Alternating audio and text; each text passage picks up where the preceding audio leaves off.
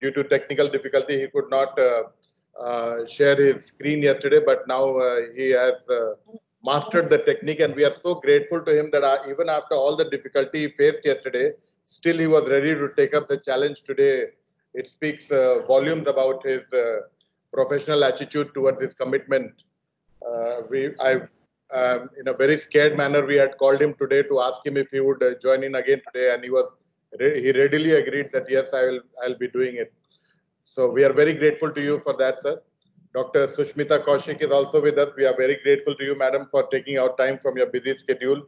And we are very grateful to Dr. S.S. Pandav also, sir. Very grateful to you for taking out time for this program. We'll introduce each of the faculty one by one. We'll take Dr. Barun Nayak first. Dr. Barun Nayak is the General Secretary of the Glaucoma Society of India presently. He is also the President-elect of All India Ophthalmological Society.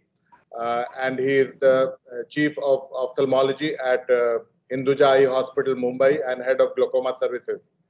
I'd like to request Manish to please take over. Manish is the moderator for this evening's session, and Manish is a glaucoma consultant at BBI Foundation, Kolkata. Manish, please. Thank you, Dr. Satish, sir. I think we'll not waste any further time because we have a lot of interesting presentations lined up. So we'll start with Dr. Barun Nayak, sir, on his presentation on trabeculectomy. Yeah, okay. I'm just sharing my slides now today. Hope it works today.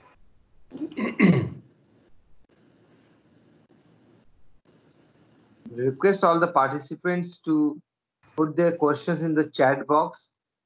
We'll take questions after the presentation, and please keep your microphones muted and video off during the presentation so that we can enjoy the presentation properly. Thank you. Yeah, can you see the slides now?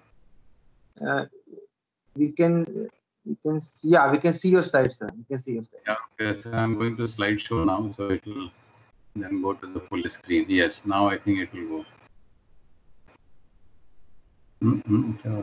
Yeah. Is that come? Yeah, sir. Perfectly fine, sir. Okay, good. So good evening, everyone. And I'm really thankful to Satyajit for giving me this opportunity. And I'm so happy that I'm there today with so many elite faculties of glaucoma from PGI and from Kolkata. So I'm really feeling myself to be really great. So now, without wasting any time, I'll straight away go to the topic which is allotted to me. And this is trabeculectomy safe approach and follow-up. So whatever the time permits, I'll go up to that. So indications for trabeculectomy first, because you see, when we were students about 40 years back, PG students, that time the glaucoma was primarily the surgical disease, and because there was hardly any medicine except beta blockers and pilocarpine, and even some form of adrenaline also used to be there, the epinephrine. So now it has completely changed after the introduction of prostaglandin analogs. So it is not the primary surgical disease, the open angle glaucoma mainly, but it is a medical disease primarily. So when we go for surgery, uncontrolled intraocular pressure, poor compliance, because compliance is very necessary for glaucoma. The drug side effects, sometimes even primary surgery also can be done in case if it is a very advanced field loss, already patient has come, and in that situation we can straight away with very high pressure. For progressive glaucomatous field loss, systemic contraindications to medical treatment, and poor socioeconomic condition, because in that scenario probably they will not be able to follow up that frequently and will not be compliant. Now trabeculectomy is the most common anti-glaucoma surgery, and still it is the gold standard so far as the anti-glaucoma surgery is concerned. It is moving on its own. Yes, it is.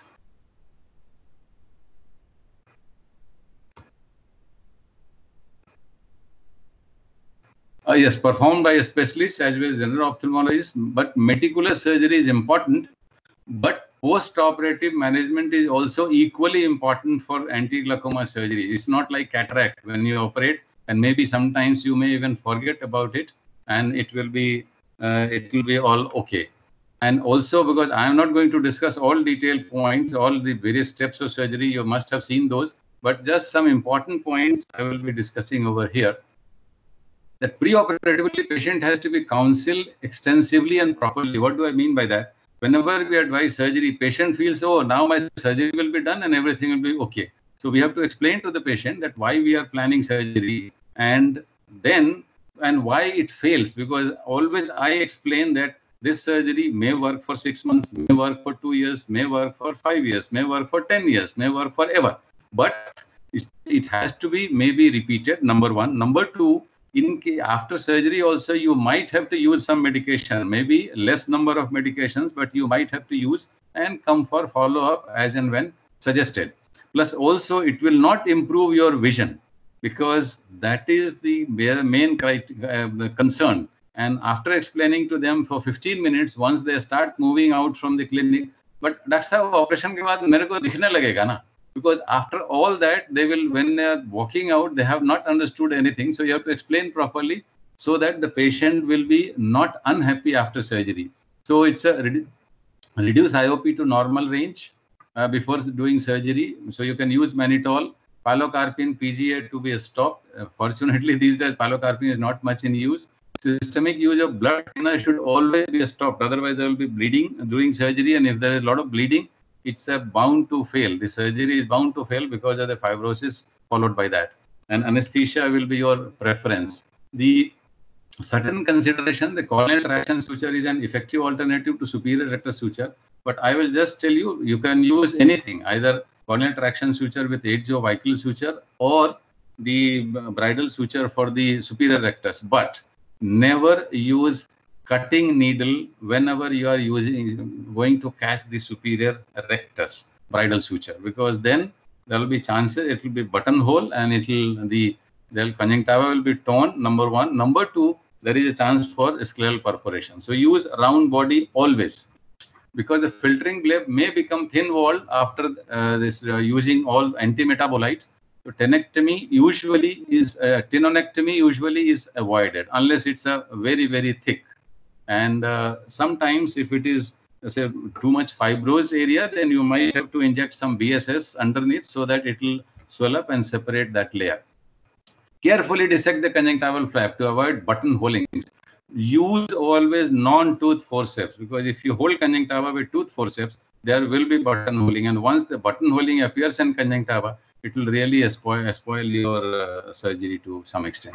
Now, although I have written avoid relaxing incision, undermine widely, but I do give relaxing incision. So that is your preference in conjunctiva, so that I get a better exposure. Avoid any perforation of blood or aqueous vessels. Make the site avascular with bipolar wet field cautery, but apply as less as possible. In applying antimetabolites, there are two distinct sizes. Under these, some people even before scleral flap is dissected, they put it under conjunctiva. But I put it after dissecting the scleral flap. So under the scleral flap as well as conjunctiva. But in conjunctiva, it has to be wide area. And there is no standard fixed timing. What should be the timing, whether 0.4 milligram per ml or 0.2 milligram per ml. It is all depending on your judgment and what should be the duration, so that every time you have to find out your own timing. No one can suggest that use this much. Use celluloid sponge and see that it is under the conjunctiva and mainly behind, so that there is posterior drainage. And try to avoid conjunctival edges, so that the healing is later on conjunctival healing is not hampered. And swab must be counted in and out, because sometimes if you leave any soak with the mitomycin C under the conjunctiva and finish the surgery, you will be in trouble later. So just like general surgery, when they count how many mops have been used and whether it's all there or not. So like that, you have to do that.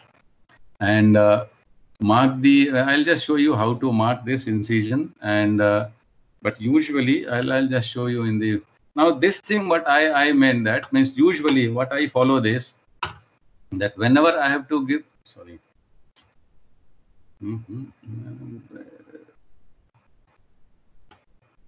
that if you see the marker which I have put, the shaded area is the area which I have dissected. So there are two important things which I wanted to show. One is that the edges don't go up to the limbus on both sides, because then it will avoid the anterior leakage, bleb leakage from the anterior. So more posterior drainage of fluid. And also the cornea should be dissected, means you should go into the clear cornea also for the bleb to be successful. Replace sufficient adjustable releasable scleral flap sutures easier in a firm eye. So before you enter the eye with the block dissection of the trabecular meshwork area, you must put, I put the sutures, and if releasable sutures, definitely these days a preferable one, maybe depending on the number, how many you want to put it, but based on, because the firm eye, it's easy to pass the needle. And always I make paracentesis. Slit incision to be, that paracentesis basically to check that, no, sorry, this is for the block dissection. I'll show you in the video when the block dissection of the deeper block is done. The eye is at higher risk for a delayed suprachoroidal hemorrhage. For delayed suprachoroidal hemorrhage, place multiple scleral flap sutures so there is no low post-operative IOP, and check always by inflating chambers. The desired post-op pressure may then be later on sequentially, it can be titrated based on the whatever pressure you are maintaining and whether the bleb is being formed or drainage is taking place or not, and you can do laser suture lysis or release the sutures or adjustment. The meticulous closure of the wound as well as any conjunctival buttonhole is really imperative, because that time you must check that there is no leakage from the bleb at the end of the surgery. Use a tapered microvascular needle because it creates a needle track that's only slightly larger than the suture, and the needle track is filled by the suture.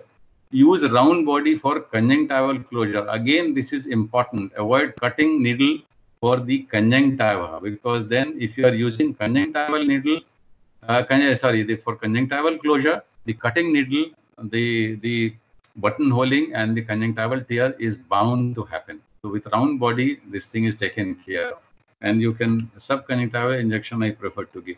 Now in this one point I want to highlight again that here this is the says your flap, because you can take triangular flap, you can take rectangular flap.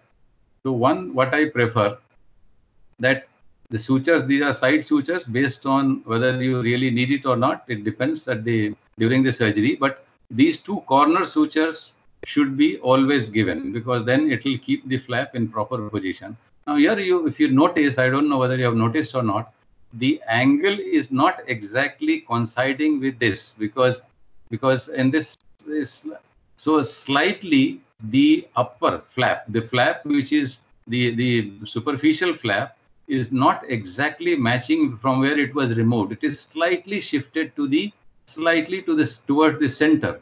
This one also as well as this one. Now, what is the advantage of this? Because of this, the superficial flap in this area will be slightly redundant and loose. So more fluid will be, the drainage of fluid from of the aqueous will be directed towards the posterior part, which is definitely a desired outcome that you want. So you don't want that they should drain somewhere here and go more anterior. Okay. So now I'll show two videos. In this video, just all steps, just quickly, the various steps which I said, that the conjunctival incision, which is, I think there is some time lag. Now you will see the conjunctival incision. So it's the plain forceps, not the tooth forceps which I am holding. And always, whenever you're cutting, that is different. But when you are dissecting, it's always the blunt dissection. Never cut it, because if you cut it, again, there will be some buttonholing. So you just go with the closed needle, closed scissors, and with the blade, and inside you go, and then go on cutting. Okay. Now this is the one which we are giving the scleral flap. Okay. Now scleral flap, initial marking should be given. Like this marking with just this blade is good enough. So it's not that it's always you need diamond blade or something like that. So this is absolutely good enough, but make sure every time you take a brand new blade, don't use the used one. Now, if this depth of your initial incision is uniform, and usually we prefer to keep it at half depth with just rough judgment. So with that, if you go on and uniform depth has been put up, then the dissection becomes very simple. Then probably you don't have to cut much and you can dissect easily. Now here you will see that I am not holding the superficial flap while dissecting with forceps again, because even with plain forceps, there is a crushing of tissues. So if you watch carefully later on when someone is doing surgery, even if I'm holding with the tooth forceps, it will be crushed.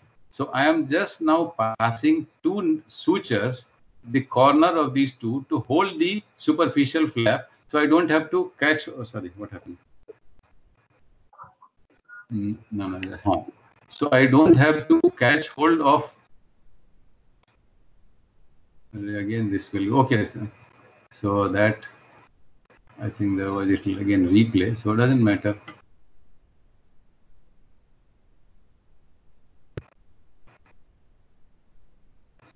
Why it is moving? I'll go to this video. So once you have dissected the flap and gone into the clear cornea, but in this one, whatever principle I said, don't go up to the limbus. In this, it is not that. But this, just for your demonstration purpose, I have done it. I'll show you one more video where actually I have not gone up to the limbus. And this is again for demonstration, because I'll just to give you idea where the Schlems canal lie. So in the beginning, when I was putting the pointer there, that is the place where the Schlems canal usually should be there. And I'm just giving a radial cut just to show you this is not the proper way. This is not the usual way of doing trabeculectomy. But now with this blade of the seizure, one blade is in the Schlems canal. So I am sure that I have cut the Schlems canal, and whatever I will be dissecting forward is the trabecular meshwork and that area, whatever we wanted to remove. But because usually if you see all the trabeculectomies which are done, it's with hardly anyone who goes up to the Schlems canal, and the trabecular meshwork might not be there, but it is always, but the tissue in front, which is a clear corneal tissue. Because I remember when trabeculectomy was just introduced, that time more or less we were PG student, that time the surgery, the after surgery, the block used to be sent for histopathology just to see whether it contains trabecular meshwork or not. And then this was something wrong part.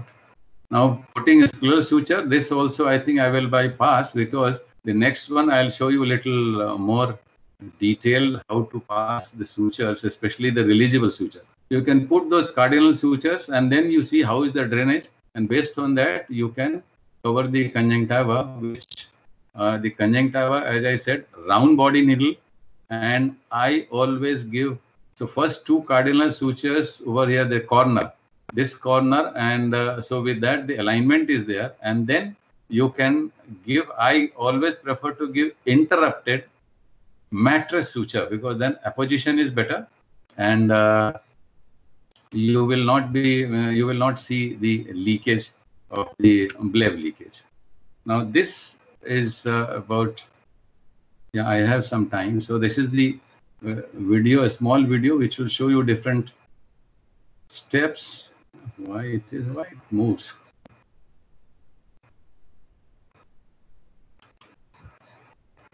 Oh, I think I'm touching something, or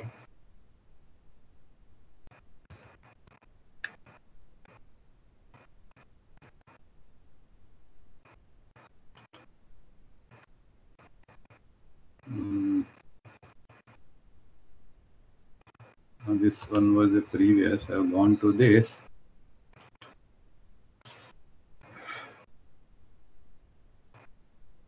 Yes, I'm not going to touch, because I think the slight movement of the keyboard and something, it just moves on. So I'm not touching.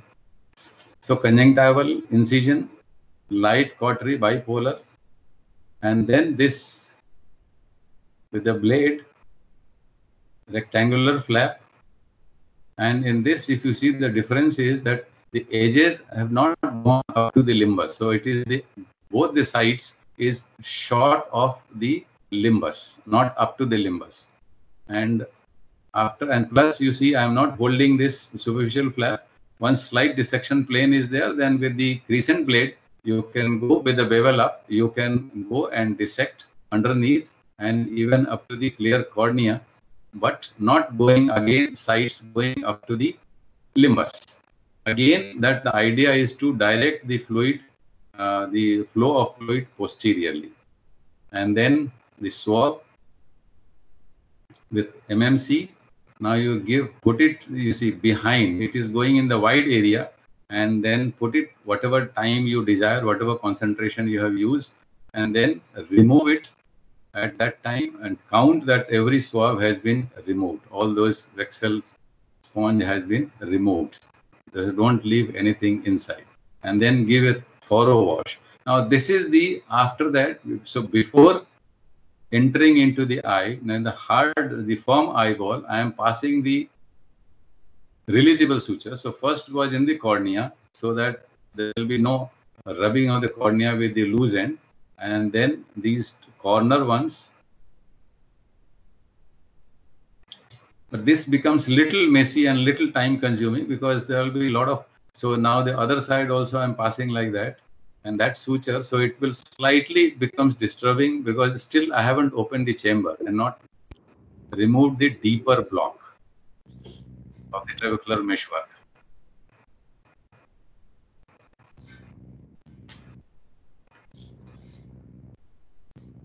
Now this is the side port entry. Now the first entry which I am doing, that will help me. You will see at the end. Now this is the one which is, you give one cut parallel to the limbus wherever you want to remove the tissue behind. So now this with a punch, and it depends how many punch you want to cut, 1, 2 or 3, whatever width you want, so that you make it, and make sure that you don't cut the iris tissue in this, otherwise it will be unnecessary problem. And then you do iridectomy. It should be, iridectomy should be wider than the opening so that it doesn't come and block the ostium.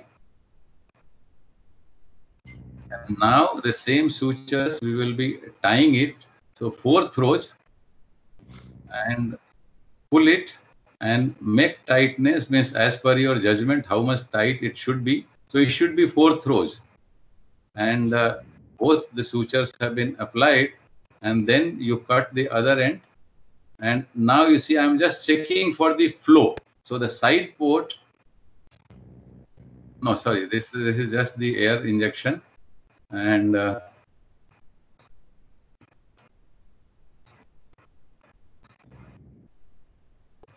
yes, can you see now suddenly there was flow of aqueous, and then because it was little, by then probably it has got loose, so again we are tightening it. And then conjunctiva with round body, Weichel suture, mattress, always mattress. And then the last step will be in this, after putting all the suture, because you have to check, you have to be doubly sure that the bleb is functioning and it is forming. So then the side port becomes handy, and also it should not leak the bleb. So now going from the side port, injecting balanced salt. Now can you see the bleb has lifted now? And then I'm checking the pressure. That it's not that the eyeball is very hard and then bleb has formed, or it's a free flowing also is not there. So it's not very, it's a free flowing passage.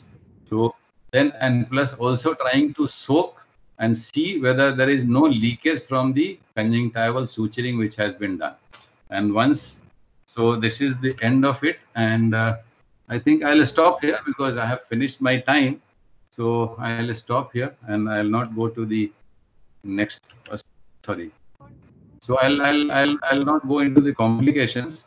But as I said earlier, the post-operative management of this surgery is equally important. That's why whenever a patient comes to me from outstation, the first thing commitment which I take from the patient, that if you want me to do surgery, always I tell them that you have to stay in Mumbai because you have to come for follow-up, and it will be more follow-up than the usual cataract surgery. If you agree, then only we will do. Otherwise, because say, if my baby, I have done operation, my baby, no one will take that much care as it should have been taken, and that's why it will be neglected. So I don't prefer that. So I think with that, I will stop here. And thanks a lot very much. Thanks a lot very much for. I'm ending my show. I stop sharing now. Thank you so much, sir. Thank you for that nice presentation by Dr. Barun Nayak. Sir, there is one question, sir. Sir, can you hear me, sir? Barun, sir? Okay, so we'll take up the question in the end. We'll move on to the next presentation by Dr. Sushmita Kaushik. Ma'am is a professor in Department of Ophthalmology at PGI, Chandigarh. She did her MBBS from Delhi University in 1992 and MS in 97. And her area of interest is glaucoma, research projects, extramural projects. She has a long list of awards and where she has been invited. To name a few, she was invited by the World Glaucoma Association to be faculty for preparation of consensus on childhood glaucoma in 2013. She was invited to be member of the Worldwide Childhood Glaucoma Research Network also. And she was invited to conduct the symposium highlighting glaucoma in India at the forthcoming World Glaucoma Congress in Vancouver. She was invited to at the Indo-US Special Task Force of DST. She was unanimously selected as the Secretary of Glaucoma Society of India in 2012. She was the invited speaker at Indo-US Research Priorities. She has been invited and she has been cited in several books like Yanov, and she was featured in World Report of Ophthalmology in 2010. She had received the award of honor, like invited keynote lecture at National Glaucoma CME Patiala in 2014. She has had several scientific publications, and she has also won Dr. D.B. Chandra Award for Best Glaucoma Paper at Annual Conference at AIUS. She has won the Best Scientific Paper at Annual Conference GSI in Kolkata also, and she has several awards to her credit. It would take a lot of time for me to read out everything, but we are so honored, ma'am, to have you over here and having blessed the postgraduates who will be seeing now and later also. Thank you so much for your time and your blessings, ma'am. Thank you so much. Can we request Sushmita ma'am to please start her talk? I can't see myself. I don't know whether I'm visible. You're visible, ma'am. Visible? Okay. And I've shared the screen. Is that visible? Because I can't seem to see that either. No, only we can see you. I can see you and Barun sir, but I can't. I can also see only Satyajit. Share screen. I've shared it and it's open on my desktop as well. So Manishji, sir, guide. Maybe Barun sir should unshare it because I can see his presentation. No, I haven't shared it. Already I haven't shared. Okay. No, sir's presentation is not there now. You can click on the same icon, doctor. Share icon. Can you see it now? No, ma'am.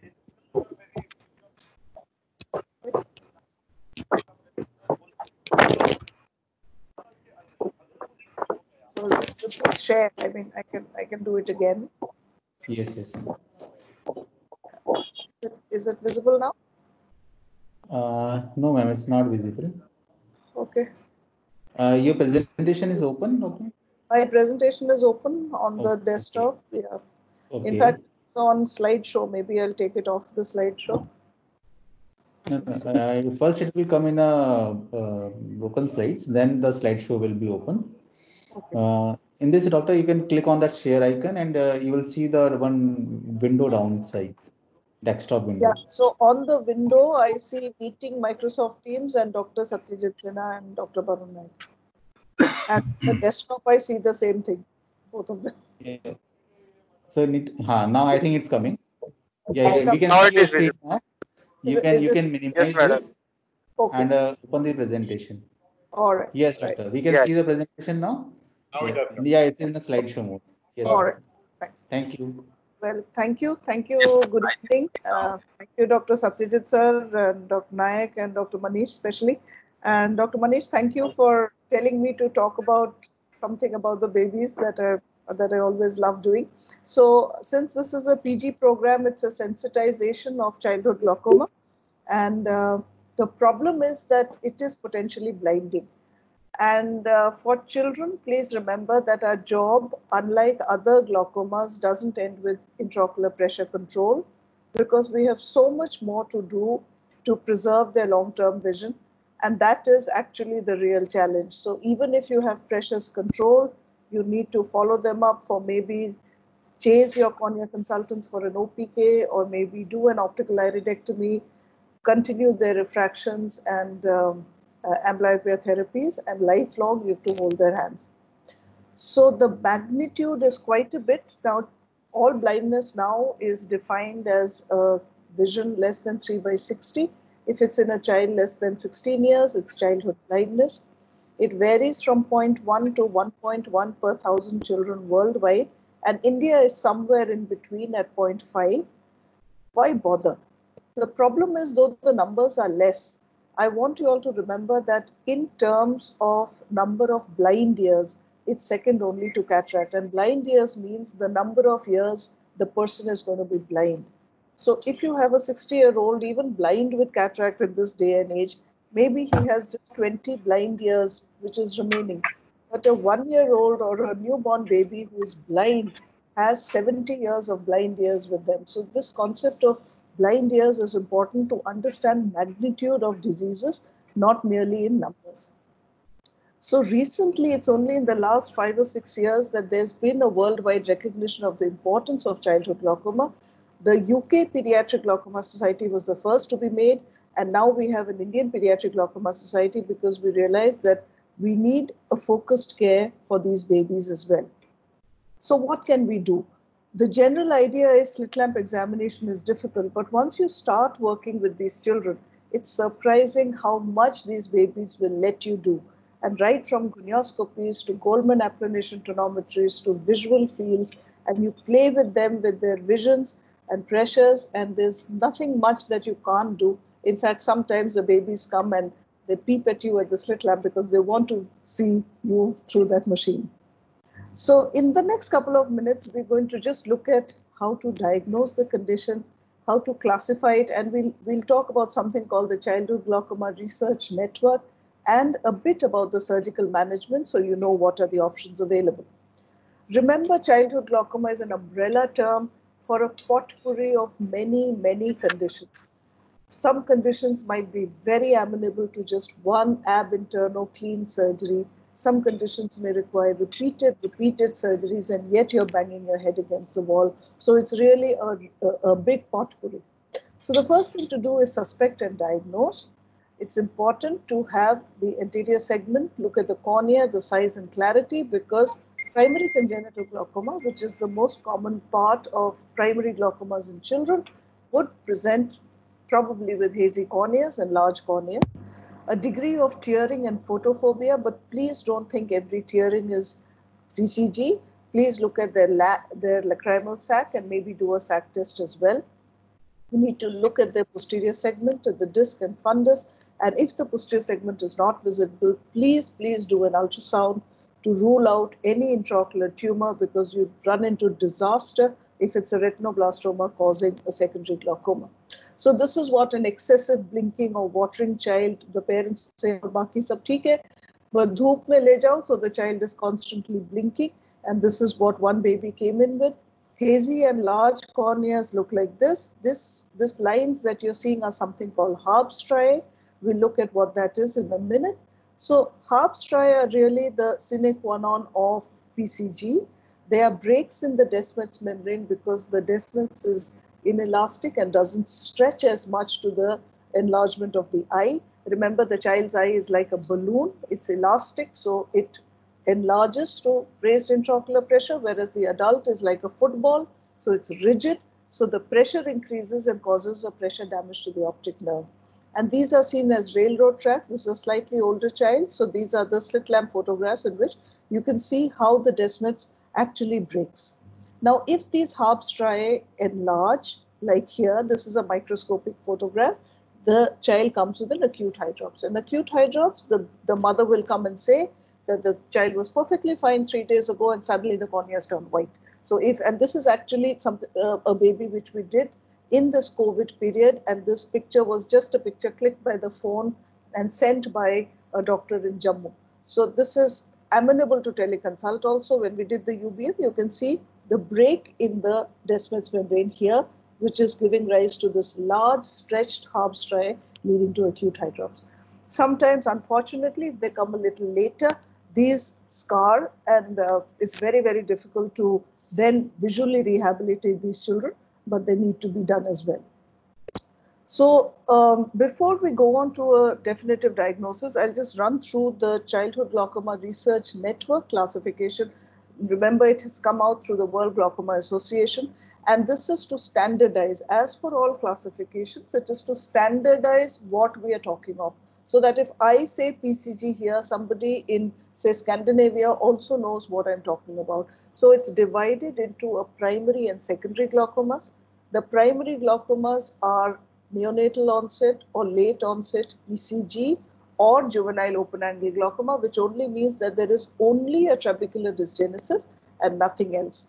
A secondary childhood glaucoma is again divided into one with non-acquired ocular anomalies, which means aniridia, Axenfeld Rieger, Peters anomaly. These are non-acquired, but they're ocular anomalies. Then you can have non-acquired systemic disease. So those become your Sturge-Weber's, neurofibromatosis, anything systemically, but it's not acquired. So it is something which is developmental in the child. The third would be a glaucoma associated with acquired conditions, trauma, steroid, previous surgery, all of them come in that. And cataract surgery, because it's so important, because glaucoma following pediatric cataract surgery was quite a neglected field.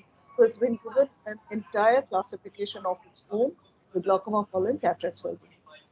So once you suspect it, to get a definitive diagnosis, remember you need an examination under anesthesia. IOP is only one of many factors in children. You have to look at the corneal diameter, haze, the cup to disc ratio, any evidence of dysgenesis on gonioscopy, and an absence of which you need to re-examine maybe at 4 to 6 weeks again. So this is a quick recap of what we do for EUAs. Tonometry, as soon as you get it, get the anesthetist to have the child immobile, because you don't want the effect of anesthetist to alter your Can we request the participants to please mute your mic, please? Yeah. Manish, can you mute everybody and then ma'am can unmute herself? I'll mute, sir. Okay. So can I? Yeah, doctor. Now you can unmute your mics, please. I request you to unmute your mic. Madam, you can start your presentation. Ma'am, you need to unmute your mic. Please click on the mic icon to unmute. Right. Is that all right? Yes. Okay. Yeah. Is that fine? It's fine, madam. Yeah, madam. So then we just have, this is the normal EUA trolley, because we do a lot of things now that we have the opportunity to do that. The tonometry, corneal diameter, anterior segment evaluation, gonioscopy, disc and retina exam, axial length measurement, pachymetry, and UBM in selected cases. Now the axial length is something which we've found is very, very important. A quick snapshots, these are from Sampoulos' textbook. Any textbook will give you that. But remember, corneal diameters in newborns is about 9.5 to 10.5 millimeters only, and axial lengths are about 16 to 17 millimeters. So be very, very careful if you have diameters and axial lengths which are more than this. And as you go down, any textbook will tell you what the normative ranges of diameters and axial lengths are. Just a word about IOP, the Perkins Applanation Tonometer. TonoPen has found to be very variable, so we tend to prefer the Perkins. It's difficult, but it's possible in a hungry feeding child. And the eye care is possible even in cooperative children. So the mean intraocular pressure, remember, in anesthetized newborns is close to 10 to 11 millimeters. So don't go with this 21 or 18 or 16. In a newborn, remember, it's very, very low. So 16 or 18 millimeters in a small baby is really high pressures. Schiott's, the problem is the foot plate is not adapted to a disturbed corneal curvature, which is all disturbed in children because of the stretching, and there is very low scleral rigidity, so it's best avoided. So this is again from any textbook will give you IOP amongst normal babies at different time periods. But the main thing is 0 to 1 year, just see this. It's only about 10.6 plus minus 3.1. So just reiterating that pressures are really, really low. So don't go with a 21 or 18 millimeter IOP for small babies. The next is the corneal clarity. We grade it according to this. This is actually a grading for chemical burns, but we found it very useful to objectively grade the corneas from 0 to 4 depending on the clarity. The limbal stretching is noted, and again, as I said, the diameters are low. The anterior segment examination is important for definitive diagnosis. This I'm sharing a picture from the microscope of congenital ectropion UVA, prognostically worse than a PCG. So you should know that because it's important to tell the parents that this is not just a trabecular dysgenesis, this is iris hypoplasia as well as an ectropion UVA, and this child is likely to have very severe glaucoma. Gonioscopy gives lots of clues. This is just a snapshot of a normal child with congenital cataract. It's a flat iris insertion. The ciliary body is generally present, but the stroma is not so well formed. Whereas this is what a PCG angle looks like. This is a type 1 angle in which there is some trabecular meshwork visible, but this is more amenable to a goniotomy compared to this is something which is called a type 2 angle in which there is no trabecular meshwork visible, and this is the kind which doesn't do so well with goniotomy. So it gives you an idea of what sort of a surgery to do. The disc and retina exam is important. For some sort of recording, what we do is just put in a gonioscope and take a snapshot of the disc and see this. If you see this disc in a small child, this is really severe glaucoma because in a small baby, it's already become about 0.7 cupped. So the disc and retina exam is all right. Usually we use indirects to do that. Again, you have cup to disc ratios in glaucomata size, but in normal eyes, it's 0.1 to 0.3. So don't go away with a 0.3 to 0.7 being normal in small children. Again, in small babies, it's only about 0.3 or 0.4, which is normal. Anything beyond is abnormal. So the UBM has been an invaluable asset to us in childhood glaucoma. So just a quick, I think 60 seconds video. I acknowledge Dr. Deepika for having made this. She was a very, very efficient senior resident. So look at this. Now this baby with absolutely white corneas, it's only because we did the UBM that to a horror we noticed that there is actually a nuclear cataract along with it. And when we investigated for rubella, which is normally not thought of in congenital glaucoma, she was rubella positive. So now we've seen that in neonatal. So this is a clear scan and on the baby, and you'll see this baby with the UBM picture there. And for instance, another example, this is just a white cornea, which you'll never know what is going on, but this UBM picks up this large Descemet's defect and shows up a Peters anomaly very well. Again, very useful to decide what to do with these children.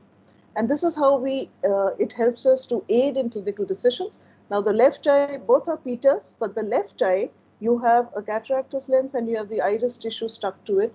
This eye would have a very poor prognosis, so we are not chasing it too much. But this one you go all out because the anterior segment is normal.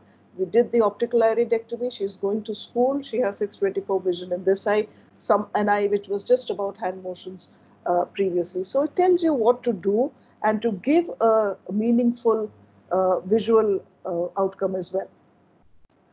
Of course, these children train very well to get their intraocular pressures examined on the slit lamp.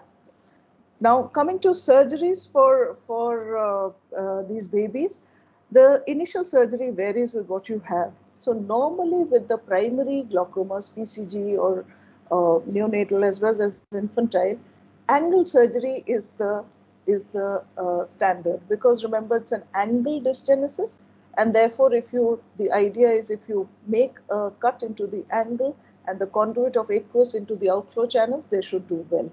If the cornea is clear, you do a goniotomy. So we'll just see a clip of that soon, or you do a trabeculotomy.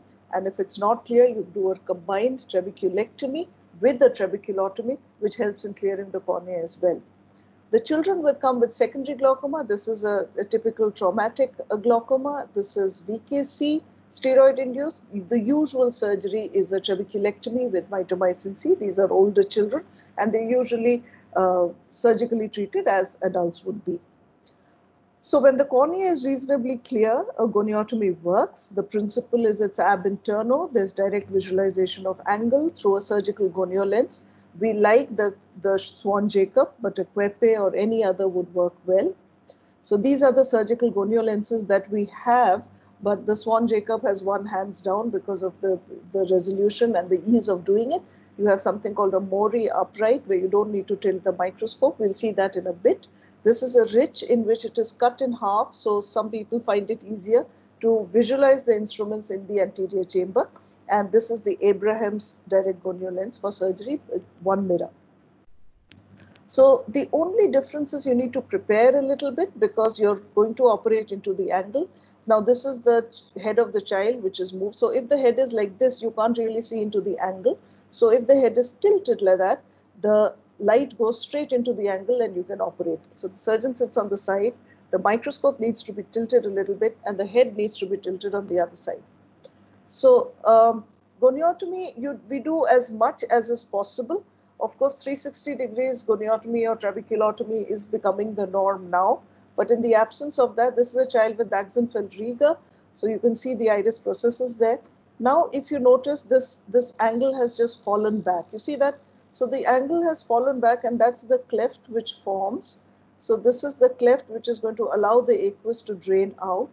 And you'll see in a couple of seconds that in spite of as much as we try to do, we can't do more than 180 degrees. So what is done is you need a smart assistant and they learn very fast that they rotate the eye for you so that you can treat as much as you can. So now in this image, you can see the treated angle and the untreated angle.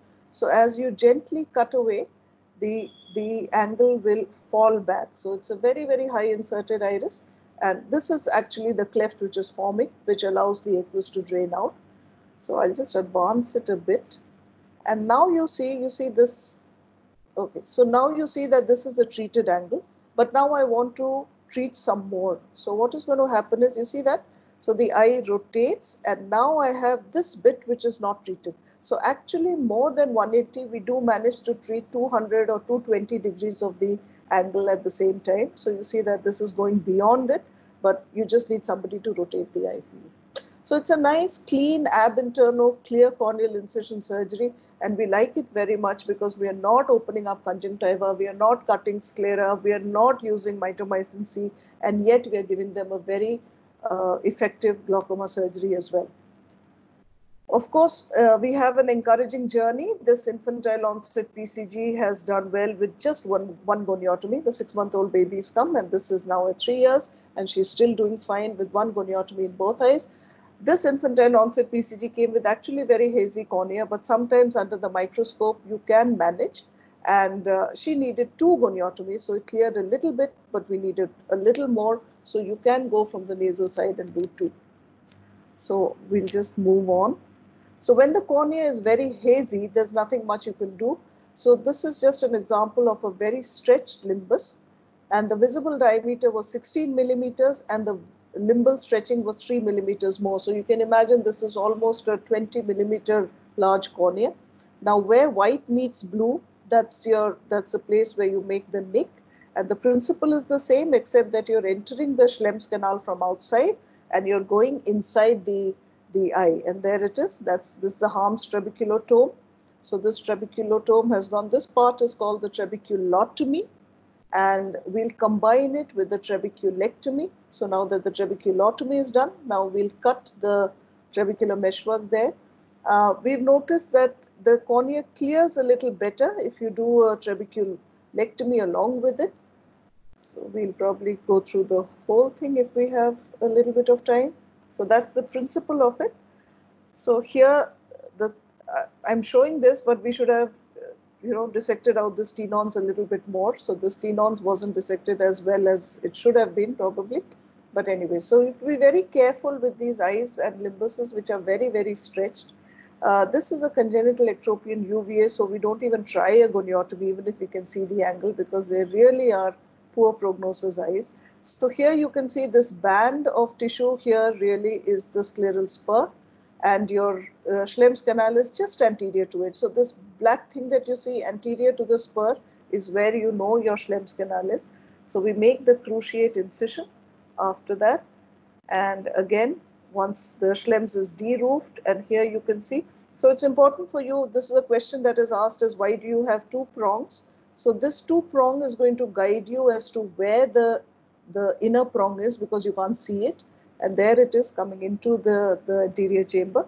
And this is CEU, so you can see this very hypoplastic iris. Again, the outer prong is guiding where the inner prong will be, and the inner prong has come in. And then you do your trabeculectomy along with it. So you cut out a block of trabecular tissue along with the trabeculotomy. And we hope and think that this clears up the corneas a little better, because it has an extra conduit to come out with. And then you do the PI and the surgery is over. So it's very gratifying, especially this is another acute hydrop. So I just want to show you this. You see this stretched Harbs. So remember, when the Harbs is going to stretch, all this aqueous is going to percolate into the corneal stroma. So this is again acute hydrops, but this is all right with Dorzox. But see, ultimately, just a CTT does clear the cornea pretty much soon. This is, I think, 2 months after surgery. And similarly, it's extremely gratifying in neonatal onset BCG, which are very, very severe glaucomas as well. And this child is now again 3 years old, and the corneas clear very, very well with the combined trab with trab. So to summarize, childhood glaucoma is a challenge. There's no doubt about that, but early diagnosis and treatment hold the key. Constant evolution and ideas make it a better treated condition than before, and it's certainly not a dismal prognosis as was once thought to be. Thank you very much. Thank you for the opportunity. Thank you, ma'am. Thank you so much for that amazing presentation, which will be a blessing for the postgraduates for a long time to come. Yeah, I'll stop sharing, I think. Yeah, so I'll stop sharing. Okay. We'll take the questions at the end for the postgraduates who are sending their questions in the chat box. We'll take it in the end. Now we'll move on to the next speaker, Dr. Surendra Singh Pandav. Sir is currently the head of glaucoma and is the professor of ophthalmology at PGI Chandigarh. He has about more than 20 years of experience as an ophthalmologist. He subspecializes in glaucoma, and has an area of interest in that for the last 15 years. His main spheres of work are patient care, medical education, and research. Dr. Pandav did his glaucoma research fellowship in 2005 and glaucoma clinical fellowship in 2006 at Perth, Australia. He was visiting professor at Centre for Eye Research in Australia, Melbourne, Australia from 2014 to 16, where he was involved in the Glaucomatous Optic Neuropathy Evaluation GONE project, which is an internet-based system for evaluation of optic disc assessment. He is actively involved in glaucoma research and has published about 70 research papers and delivered 150 talks in various conferences. In addition to the teaching ophthalmology students, he has also provided education and support to glaucoma patients and public through glaucoma support group that he created in 2008. He regularly organizes glaucoma awareness events for public and educational workshops and wet labs for ophthalmologists in the region. Sir will be talking on role of glaucoma drainage devices, cyclodestructive procedures, MIGs in current glaucoma practice. Sir, we are so honored and so feeling blessed that you have given us your time, sir. Thank you so much. We know how busy you are. Thank you so much for your time, sir. We would like to request you to please make your presentation. Thank you. Thank you, Dr. Satyajit, Manish, and Intas for organizing this. I think I have to share my desktop so that you can see my slides. Can you see my slides? Yes, sir. You can make it full screen. So I'll try to do speed share. Is it working now or not? Yes, sir, it's working, sir. You can just click on slideshow. So yeah, I have clicked on slideshow, but are you seeing slideshow or not? What are you seeing? Slideshow or the slide sorter? Slide sorter, sir. It is a slide sorter. Okay. So I think we had this problem during demo also. Probably I had to present it through No, the sir, slide. you can double click on that home icon, sir. You can double click Yeah, on the I home icon. It will be minimize as good it as slideshow. and I'll Yes, sir. Done, magnify this. done, sir. Yeah. It's got too much. Is it okay now? Now it's 80%. okay. Yeah, done, sir. Okay, so I'll see how it can work. So I'll be talking about the glucometry devices, MIGs, cyclodestructive procedures. There's a lot to cover actually the next half an hour or so. So I will be mostly kind of giving you an overview of things and just the important things. I have no financial interest in whatever I'm going to say. So this is about alternative to trabeculectomy, basically, because you had a very nice lecture just now from Dr. Varun. He told you about the trabeculectomy, how it works, and how you what are the how you do it for a successful control of IOP. But sometimes it doesn't work, and idea of the GDD is basically again to lower IOP. The number of devices, there are a number of ways to lower IOP, and you can grossly say that some of them are working, they are draining externally and some are draining internally. And also you have a ciliary body destructive procedures that I'll talk about in coming slides. So glaucoma drainage devices, basically they're externally draining procedures and are most effective in lowering IOP. I mean, they're as good as trabeculectomy, and certain situations where trabeculectomy doesn't work, they are actually better than trab. So essentially what happens is that you have an eye and you get a tube into the anterior chamber, and that tube is connected to a plate which is fixed to the sclera, and the aqueous from anterior chamber goes to the and forms a lake around the tube, around the plate.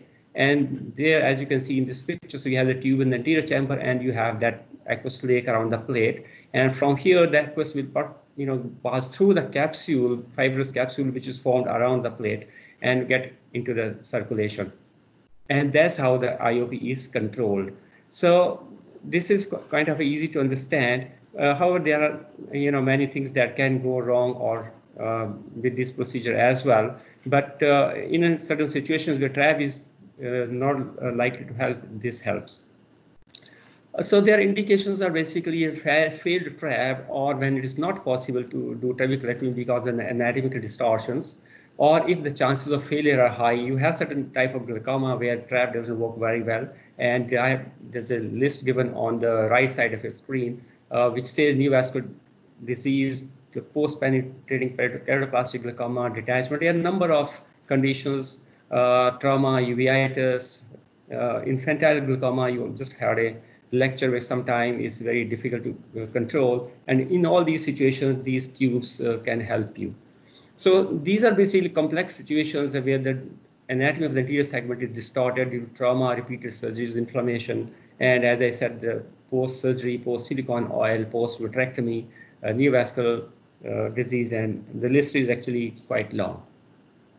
Now, if you look at the glaucoma drainage devices, the GDD is basically the usually used, this term is usually used for devices which drain externally through a tube and a plate-based design. So there are a number of options we have here.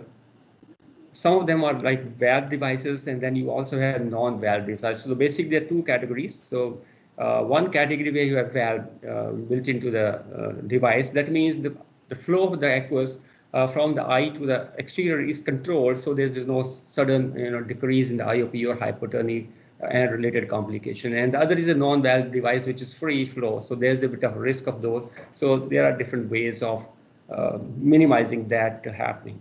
So in the valve category, we have Ahmed glaucoma valve, which I'm sure you have heard about, and which is quite popular the world over and is also done quite frequently in India. And among the non-valve devices, you have a Orolab aqueous drainage implant, which is called an ADI in India, which is available. This is a made in India product. But you have other Wavelt, which is mostly used in America, Molteno mostly in Australia, and some in Europe. And some of them are not that popular among glaucoma surgeons. So all these devices have basically different characteristics in terms of material and the surface area. The most important thing is the size, the surface area. But the larger the surface area, the the lower would be the IOP, or the more with IOP lowering efficacy, but that kind of within physiological limits. So there's again a limit to it. And most of these devices are now made of silicon. Like AGV used to be propylene, but now it is the silicon. And same is true for the Molteno, which is also, they have moved to silicon. So all these devices are now made of silicon. So coming to the AGV is commonly used, the hemoglobic valve, and this is, as I said, is a valvular device made of silicon. Surface area is 184 square millimeters. So this is enough to control intraocular pressure. The good thing is about this implant is the shape is such that it's very easy to insert, and it has a valve which first time if you open it, it takes a little higher pressure, 18 millimeters of mercury, or sometimes even more. That's the first opening pressure, that's why the priming is very important of this valve, because if you do not prime this valve, priming basically means that you open the valve by injecting fluid through the tube into the implant so that there's a fluid column into the valve. Once it is opened, then the reopening pressure would be around 11 millimeters of mercury and closing pressure around 8 millimeters. Now these figures are kind of indicative figures. There's a lot of variability in the individual implants, but this gives you an idea that when this valve would open and when this valve would close.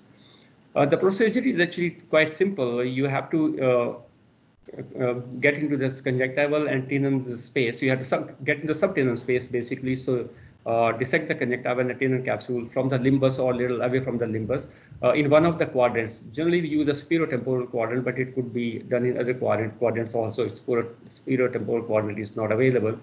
And then we have to attach the plate of the implant to the sclera with, using non-absorbable suture, and generally it is done between the two muscles. If the implant is bigger like Adi, then it might have to go inside under the two muscles, but otherwise AGV fits very well within the two muscles. And then you have a non-absorbable suture. It has to be sutured with non-absorbable suture, and so that it doesn't move. And then the tube has to be inserted in the anterior chamber so that it can drain aqueous into the implant.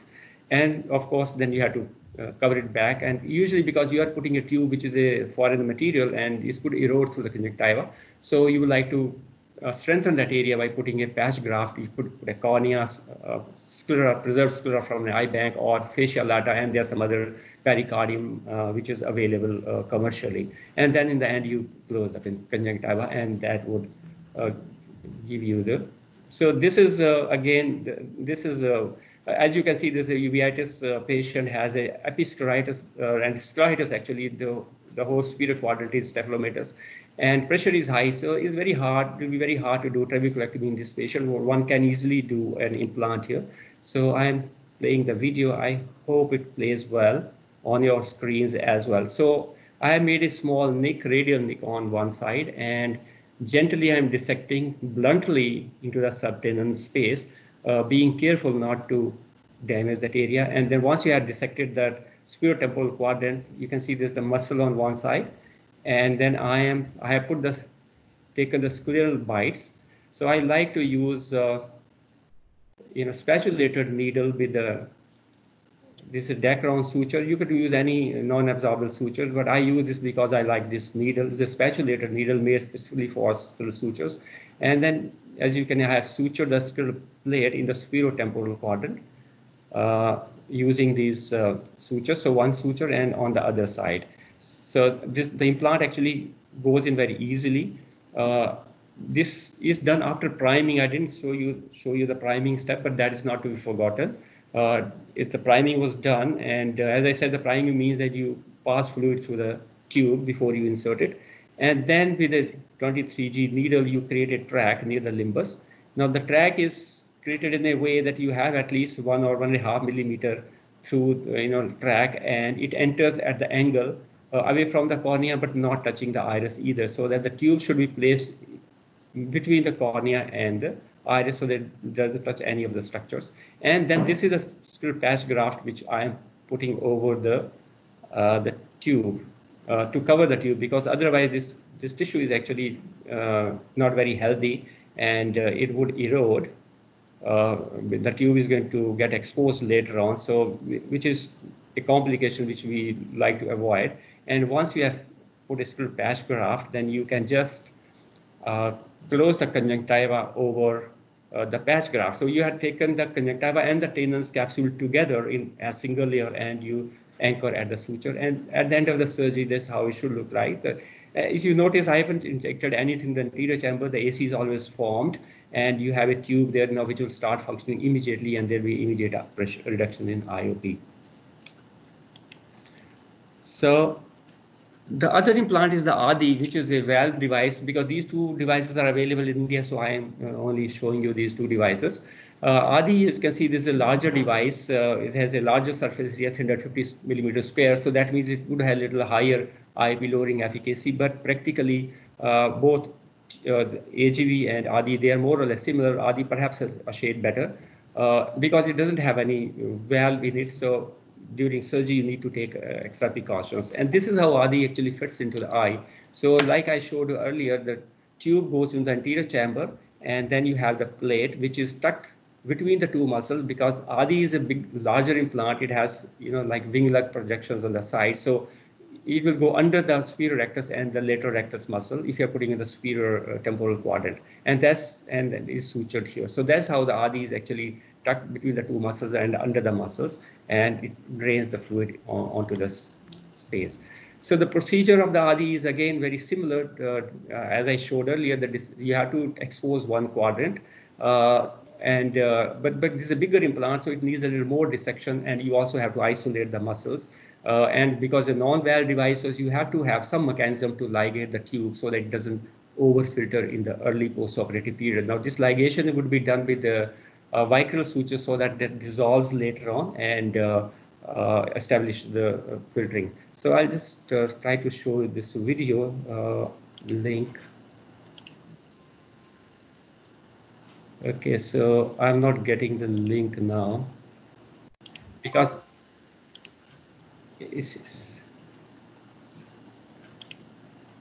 okay, so because I'm not able to do the PowerPoint proper presentations, it's kind of I'm presenting to the slide sorter. So I think that the reason my ADI video is not working. So I'll show you later. The file will be somewhere there. So what is very much similar to ADI implant surgery wise, except the one step extra is that you have to ligate the tube with the vicryl suture so that it doesn't overfilter. So the question is, how effective are the GDDs? And you can see there, the GDDs have been in use for almost 30 years now, actually in some form or the other, perhaps more than that. They actually came along with trabeculectomy, but they were not popular in the early phase. Later on, they gained in popularity after we had the AGV particularly was introduced, valve device that was introduced. Now, if you look at these many studies over a period of time, and you can see that their success rate basically in controlling IOP varies from 60% to almost to 90%. So there's a range in different studies that you can get, especially in aphakic and pseudophakic eyes, because these are the eyes which are better candidates for AGB. So if you look at PBT study, the results were better in eyes that were either aphakic or pseudophakic eyes. And also technically it is easier to put these implants into these eyes. If there's no lens, there's a more space in the anterior chamber, and you can place the tube nicely in the anterior chamber because there's more space there. Also, or if required, you can even go behind the iris in the posterior chamber. So that there's the advantage in using if the eye is phakic. So this is the overall success you can see of the surgical success from literature. This is from Survey of Ophthalmology. And you can see that again, for different kind of implants, the success rate varies from, say, about 70% to 75, 76%. So maybe in some, so 80% if you look at the standard deviation also there. So it's like 70 to 80% success rate is overall with most of the devices. So irrespective of the device, I think if you look at these patients 1 to 2 years down the line, they have a success rate of 70 to 80%. GDDs, they also have their complications, hypertonic choroidal detachment, corneal endothelial loss because you have a foreign body in the anterior chamber, erosion of the conjunctiva over the tube, retraction, migration. So all these issues would be there. They have their own share of complications, and we need to take care of them as and when they arise. Next, I will take you to the overview of the MIGS, that is the minimally invasive glaucoma surgery procedures. They are generally ab interno, not always, but generally ab interno drainage procedures. What does it mean is they drain into the internal cavities of the eye or internal structure of the eye. I'll allude to that a bit later. And usually when we say MIGS, we actually talk about the eye stent, Hydrus, CyPass, Zen. But other procedures like trabectome, endocyclophotocoagulation, then KBD, ab interno canaloplasty, they can also be there. Also, some of them are minimally invasive procedure. They are not as invasive as trabeculectomy or the GDDs, which I just discussed. So these are the number of procedures basically which you could do for these patients as an alternative to trabeculectomy or drainage devices.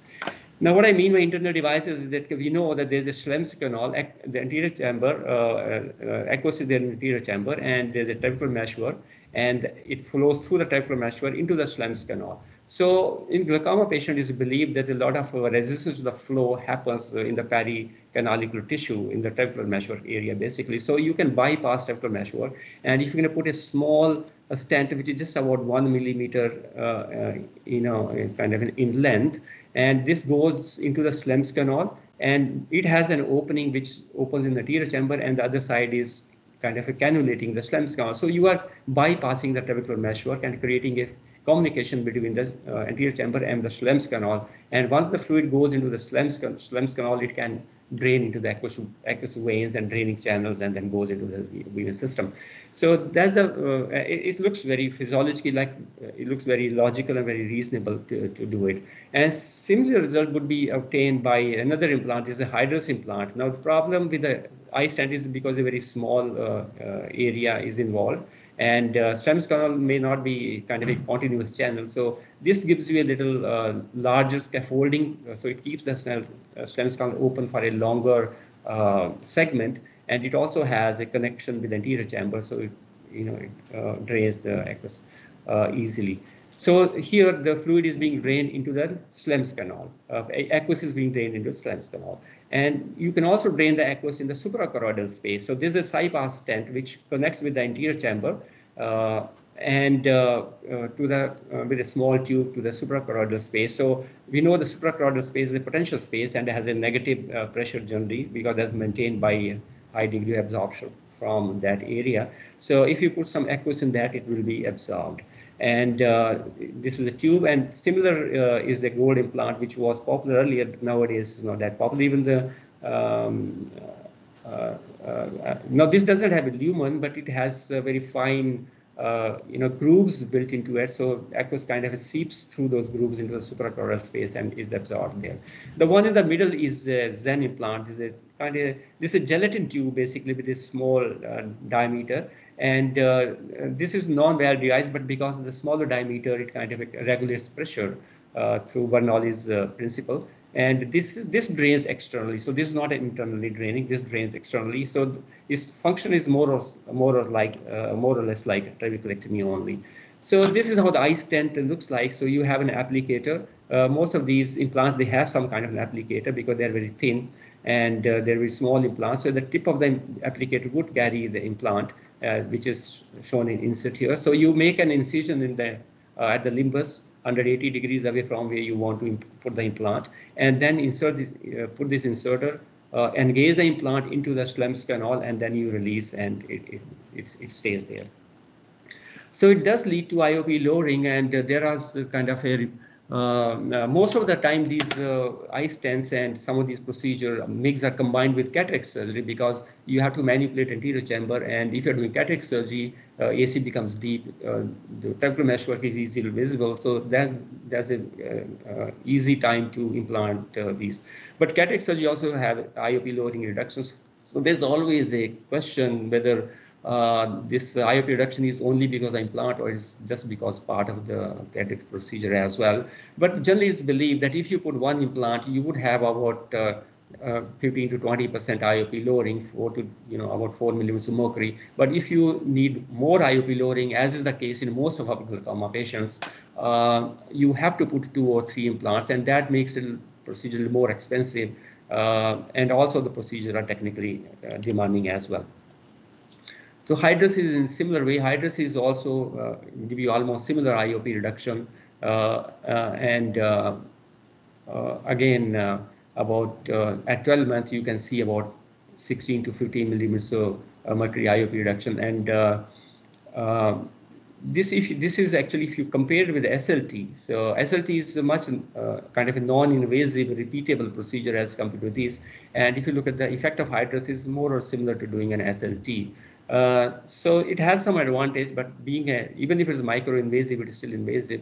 And so one can try Hydrus also, but again, the IOP lowering is modest. And if your IOP lowering requirement is high, then probably you'll have to look at something better. CyPass gives you a little better IOP lowering effect, because this is draining in the suprachoroidal space, about 36% IOP and 28% 24 months, which is quite impressive actually. But this tends to have a little more complications also. This gives you more hypertony and corneal endothelial loss. In fact, this implant is not really getting marketed now because of higher rate of endothelial complications. Now, Zen is becoming more popular the world over, especially in Europe. This is being used, and Australia is being used a lot. It was actually invented in Australia. Incidentally, when I did my fellowship in Australia, glaucoma fellowship, this was in the lab, in the same lab there. And I have seen the earlier prototypes of this implant when they were in development. So this basically is a small gelatin tube, and this is a special applicator is there. So we go, make a small incision in the limbus at 6 o'clock, and with an applicator, you inject this implant into the angle so that it comes out under the subconjunctiva here in the superior fornix, and it's filters like a trabeculectomy only. The only advantage is because it's a small bore tube, so it doesn't lead to collapse of the chamber or excessive hypotony doesn't happen. But the fibrosis, because we are not dissecting any tissue in the tendon or conjunctiva in this area, so the fibrosis expected is less, but it does happen. And encystment of the blood does happen even after Zen implant. So it does give you a good result. I think about 9 millimeters of mercury IOP reduction in some of these studies. So this is quite close to actually the Zen can give you IOPs which are close to trabeculectomy, and you can also combine mitomycin C with the Zen implant, and that would give you a little better result, more lasting and more IOP reduction. So this is the summary of all these MIGS like iStent, Hydrus, CyPass, Zen, and their different indications. The important thing is that the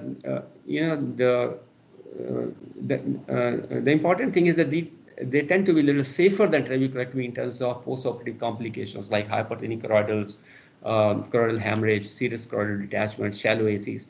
But their IOP, the lowering efficacy is actually on the lower side. And as you go to the higher side of IOP lowering efficacy in Zen implant, the rate of complications goes up a little bit. So there's always a trade-off between the therapeutic value and the efficacy.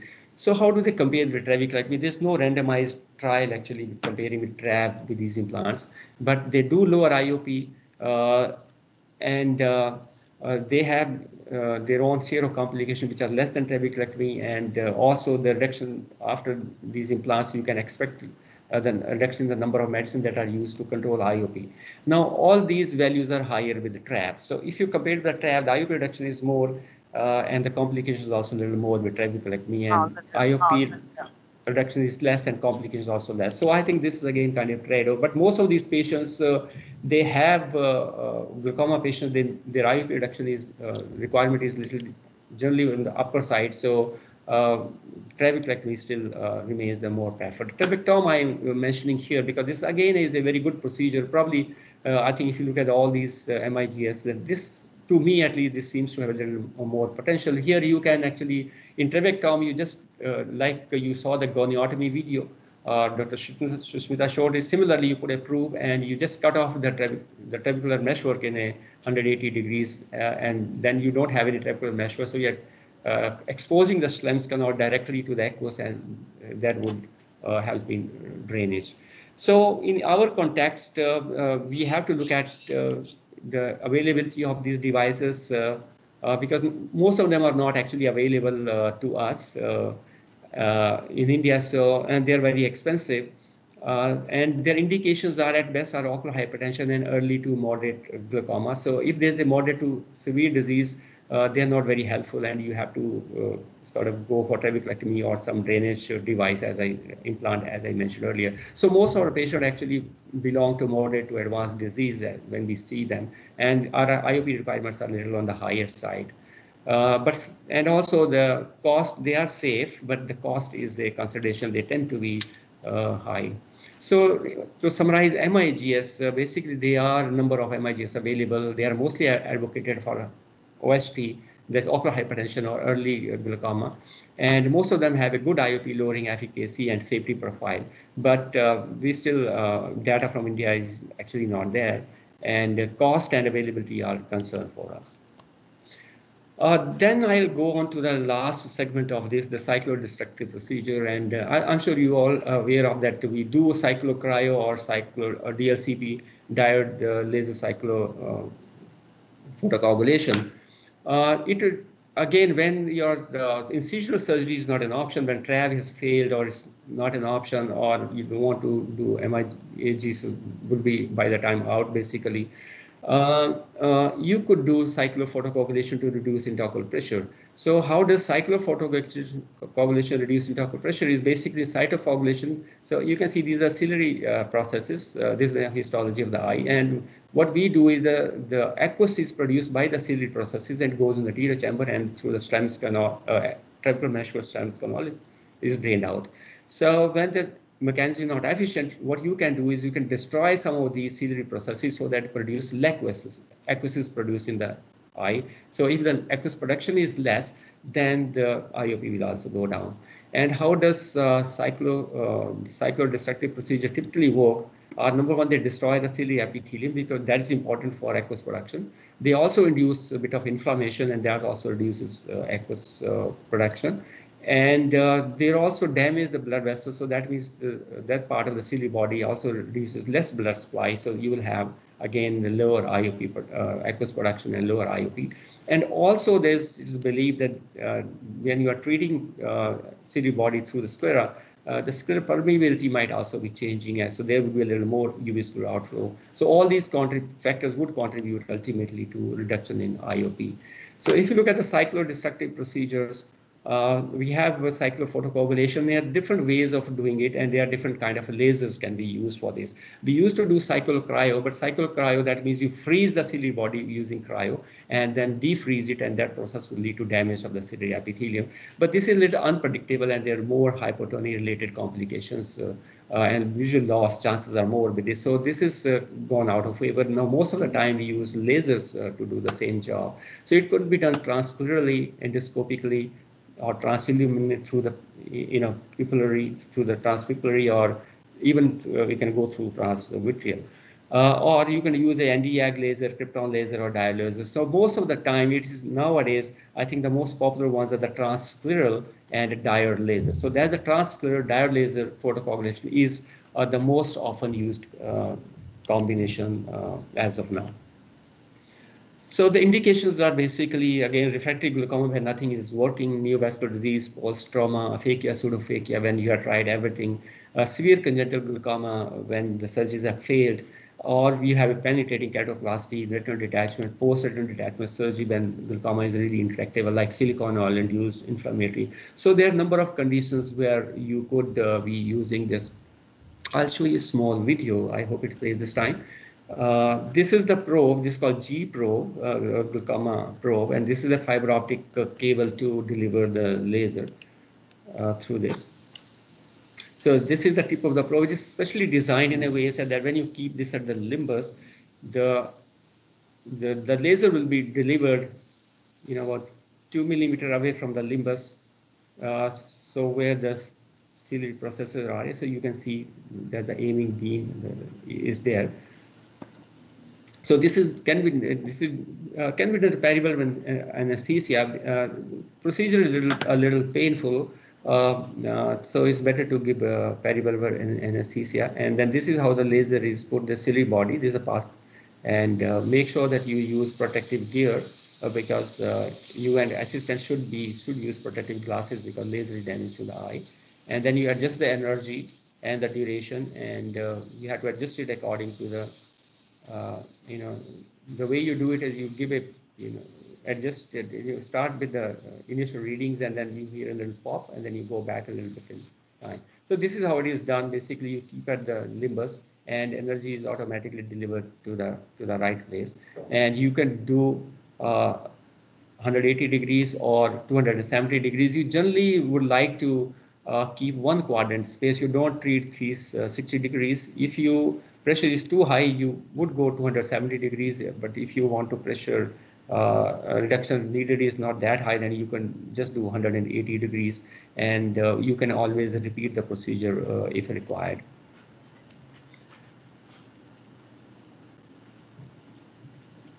So you could, so that's kind of the power, that how you calculate the power of the procedure.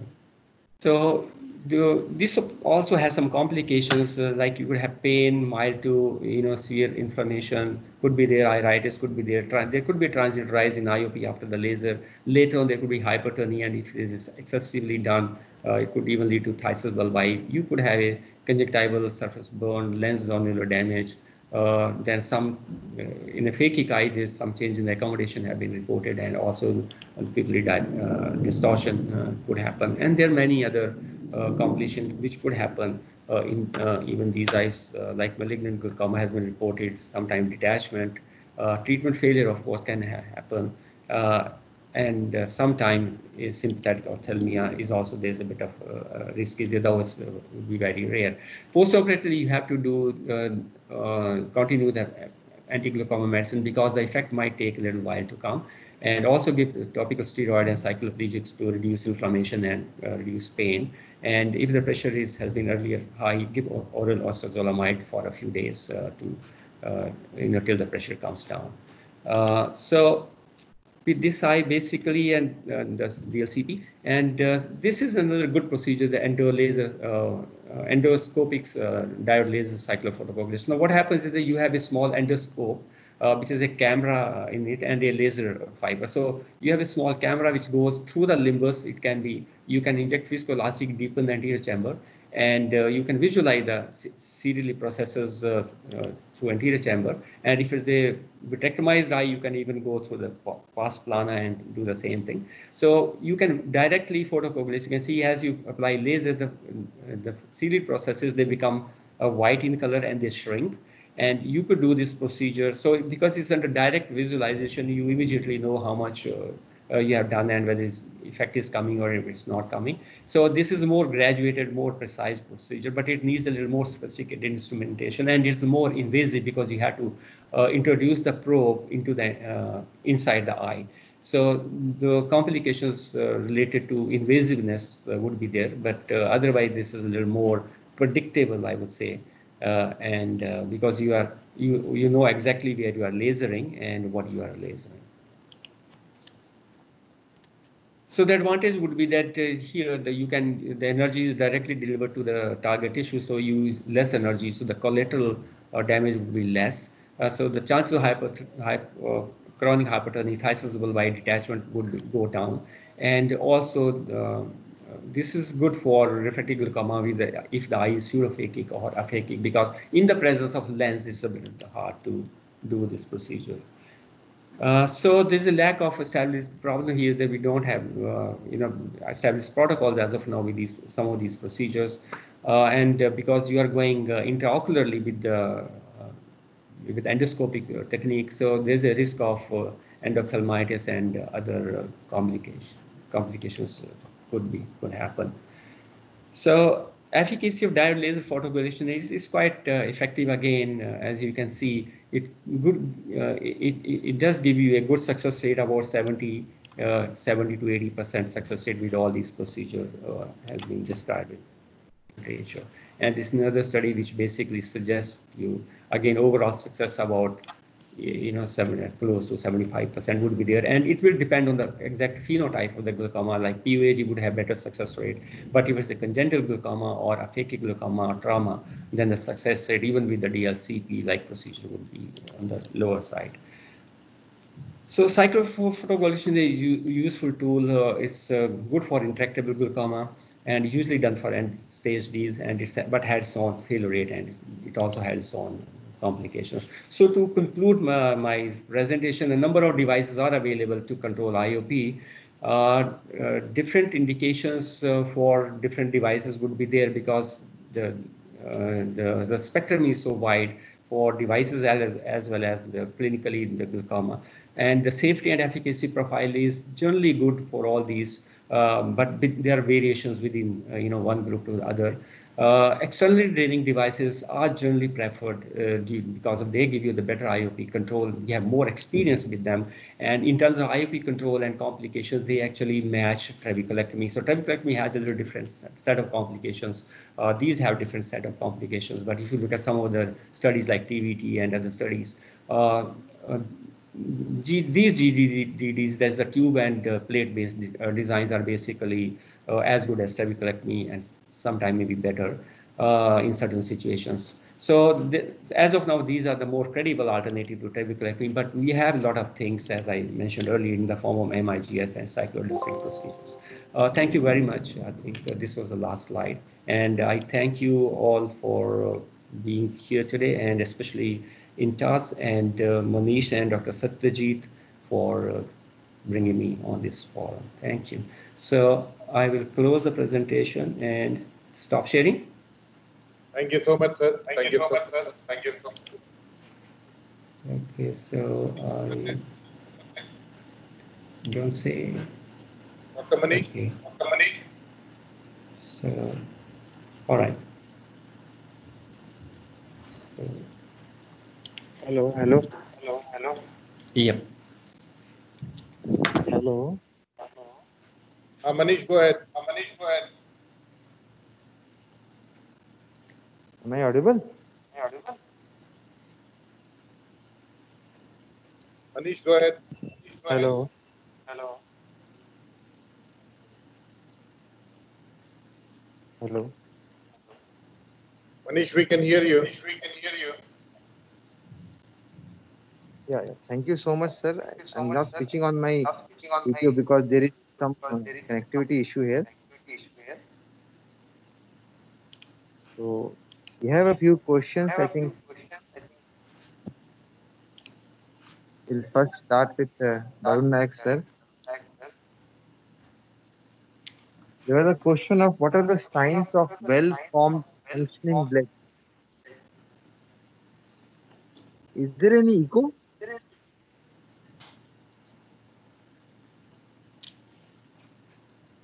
It is there. So, Barun Naik, sir.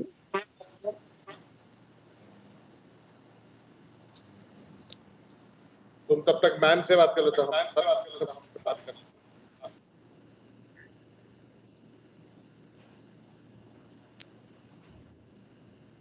Madam, I think there was a question about medical management of congenital glaucoma. If I'd like to highlight something on that.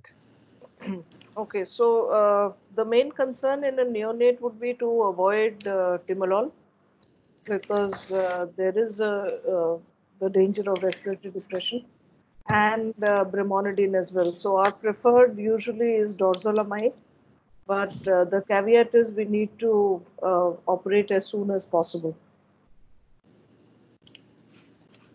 There are some, like Dr. Ken Nishchal actually gives 10 milligram per kg Dimox crushed in honey for some time, and he says that if the corneal edema really clears with that, it gives him an indication that goniotomy might be possible. But that is if you're sure that you're going to operate in the next 2-3 days. I wouldn't prescribe it and tell the baby to go away. But dorzolamide usually, and operate as soon as possible is the usual thing. If it's slightly older, more than 6 months, we do combine it with timolol, dorzolamide and timolol. But that's about it. It's just a temporizing thing until you operate. Thank you, madam. Yeah, Barun Naik, sir, there's a question about functioning bleb. What are the signs to understand that the bleb is functioning?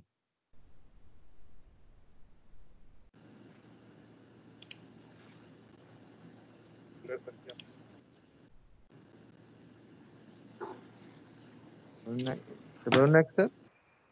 Yeah.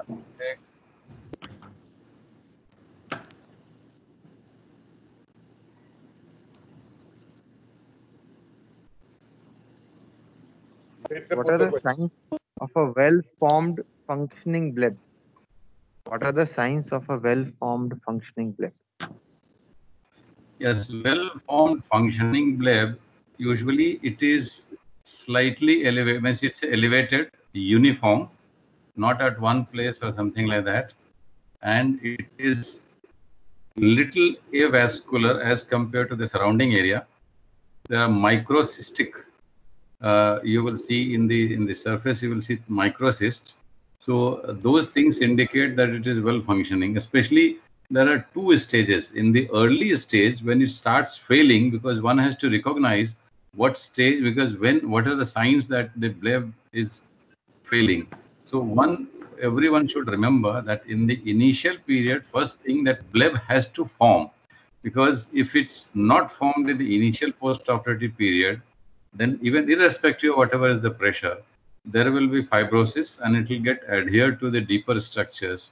So then later on it becomes non-functional. But the most important sign in the beginning, you will see that if there are a lot of congestion on the bleb, and sometimes you will see there are corkscrew vessels, very prominent vessels. Suddenly it will appear and starts going towards the bleb.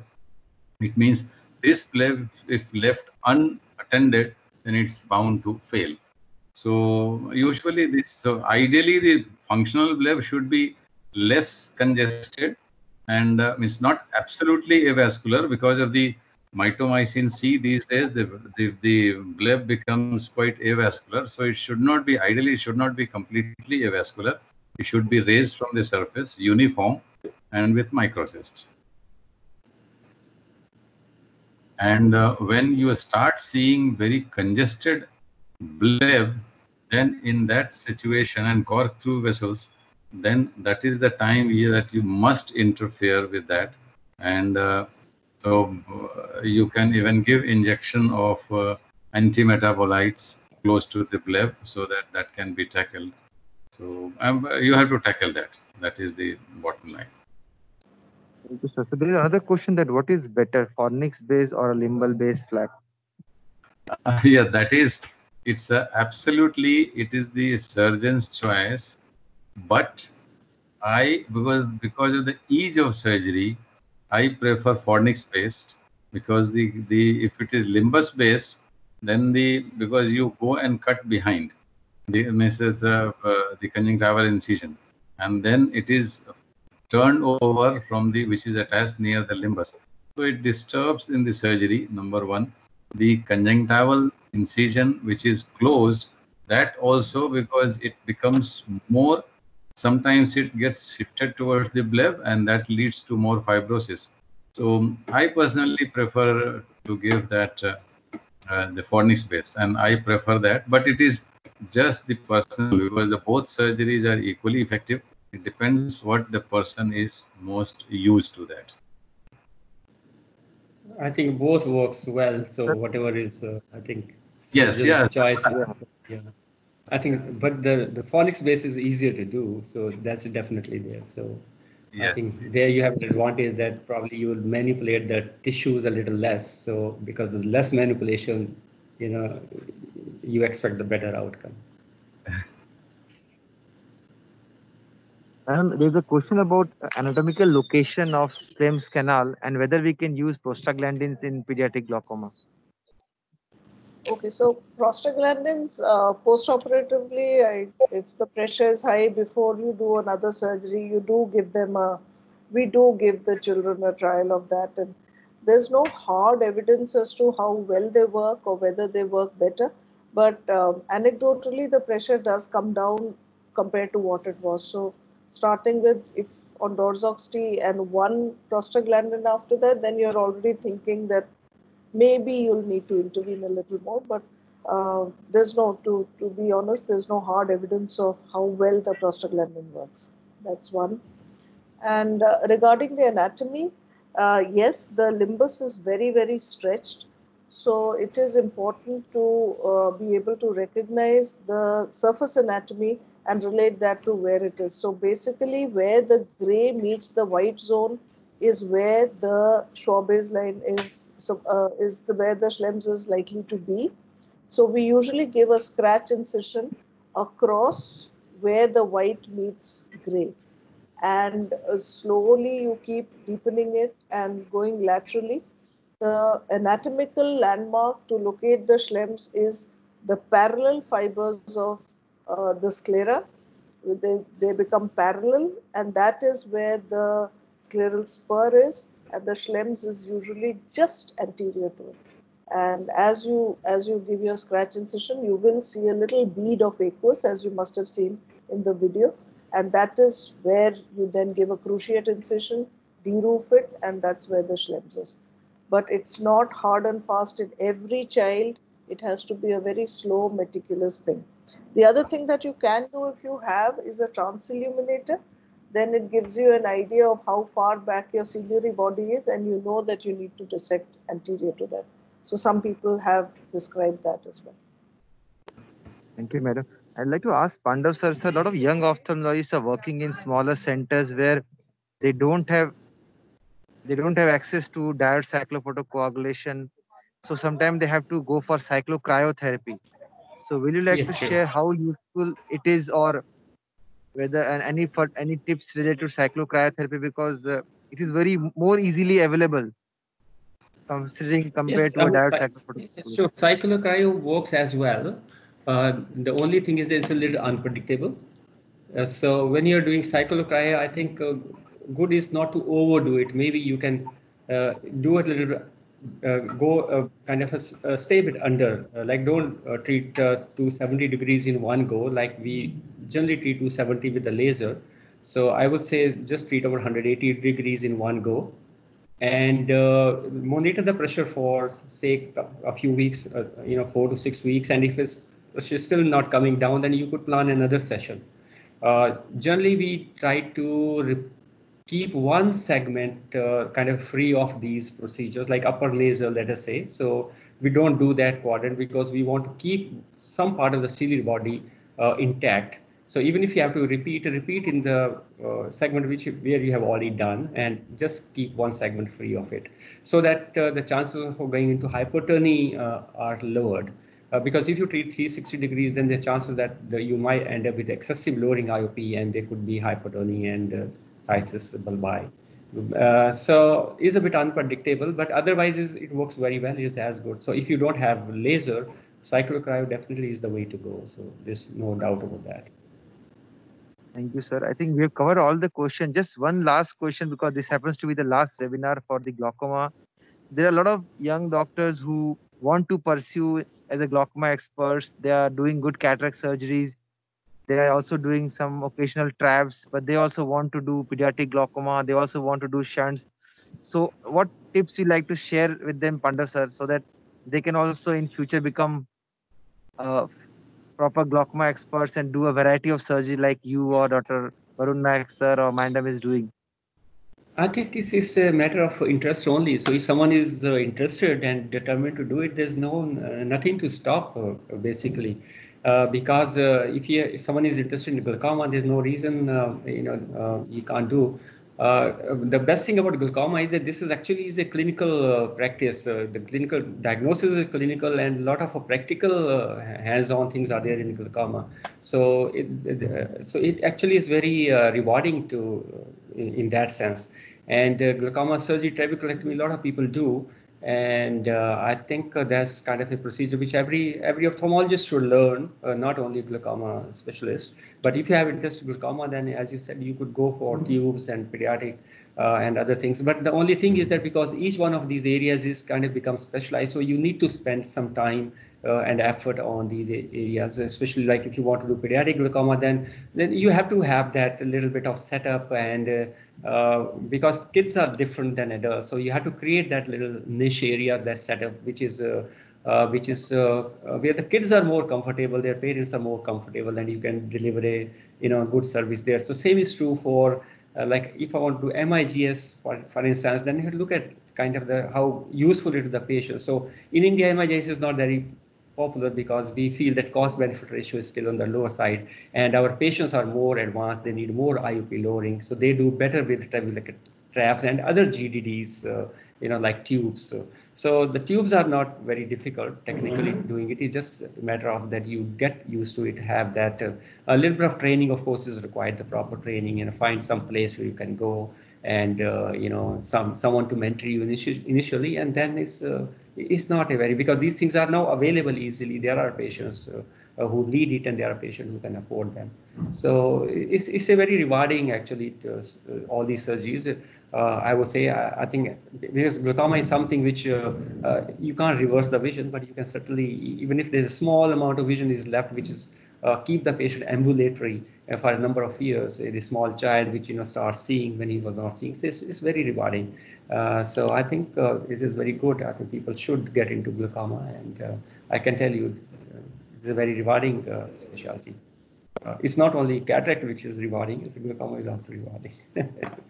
That was so difficult. So much, sir. I'll take this opportunity to thank you, all three of you. It's really a blessing for us to have you, and I'm sure students will not only learn glaucoma, they'll also get motivated to pursue in their careers with glaucoma and develop into a better glaucoma expert. Dr. Satyajit Sinha, sir, are you there? Yes, I'm here. I'm here. Yeah. So we'll thank all the speakers, and we'd like to close the session. We are already running late, but I think it was lovely interaction. I'm sorry I had to log in through my parking space in the hospital, but thank you so much. Thank you so much, Manish. Thank you. The postgraduates are so blessed to have all the three speakers who are international doyens. I won't even say national. You are known internationally for your expertise in glaucoma, and we are so blessed to have had your blessings today in the form of your presentation. Thank you so much, Sushmita ma'am. Thank you so much, Pandav sir. Thank you so much, Barun Nayak sir, for making it possible today. Thank you so much for your time and your effort, energy, and time for this program, sir. Thank you so much.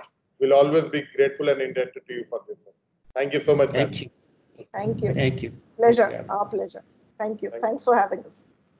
Thank you. And I would like to thank Intas Pharmaceuticals who organized all this, and they will be making YouTube links also for this, for the postgraduates. And day after day, and this is the 31st consecutive class. For the last 1.5 months, we have been doing this every day. And now we will take a 2-week break, and then we will go on to cornea and uvea and other topics of ophthalmology for the postgraduates. Now is the summer holidays for the postgraduates for this PG teaching program. So you can take a break, and we'll see you on 22nd June again on Monday at 5 p.m. Thank you so much, everybody. Thank you so much. Thank you. Thank you. Thank you, Satyajit. Thank you, sir.